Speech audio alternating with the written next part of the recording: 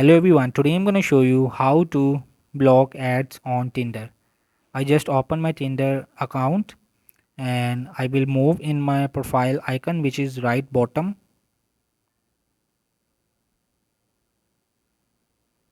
So I will may go in the top right corner of gear icon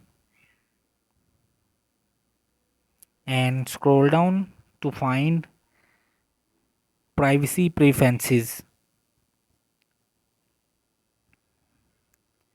You may a little bit scroll down and find privacy preferences. So just tap and here you will see the personalized advertisement permissions. So just tap and here you will see the all ads options.